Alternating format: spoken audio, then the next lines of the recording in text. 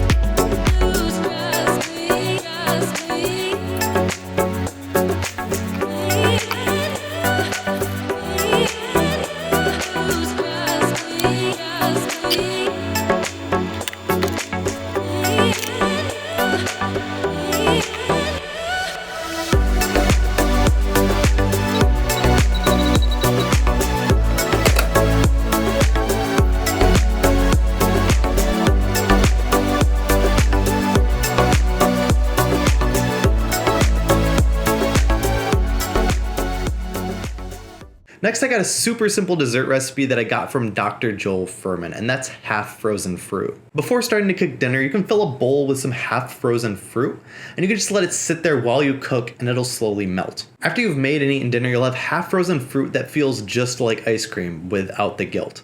My favorite is frozen mango and blueberries. And to create more food group diversity, I sprinkle on some flax seeds to give it a more robust nutrient profile. You have to try it, and if you have a favorite fruit combo, let me know down in the comments below. So here's a recap of how to make this half frozen fruit dish, not that it really needs a recap.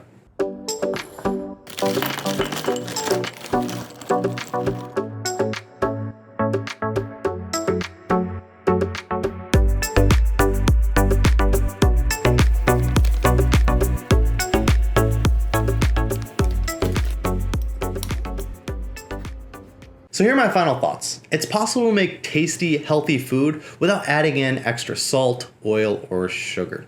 The key is to focus on food group diversity. I like to aim for adding beans, grains, greens, vegetables, fruits, and nuts and seeds into every meal. And don't forget dessert. Leaving out some frozen mango and blueberries while you cook and eat is a nice rewarding treat at the end of the day. I usually have something just like this before 7 p.m. That way it gives my body over 3 hours to digest the food before heading to bed.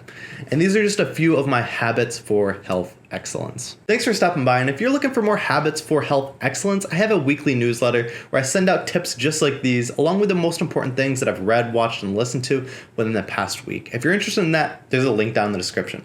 Thanks for stopping by, and I look forward to seeing you guys next week. That was almost bad.